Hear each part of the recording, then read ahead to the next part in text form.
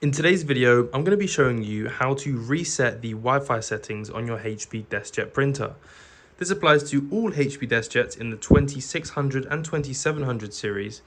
And essentially what we're going to be doing is we're going to be cleaning any memory that this printer has of any Wi-Fis, and this will enable us to reconnect to this printer and connect this printer back to our Wi-Fi.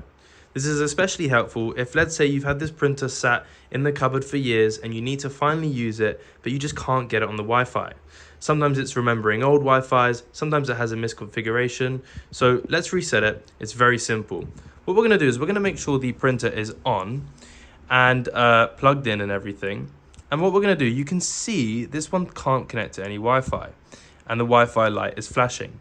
So what we're going to do is we're going to hold on the Wi-Fi button here and the X button for at least 3 seconds simultaneously, so at the same time. So I'm holding them. It's going 1, 2, 3.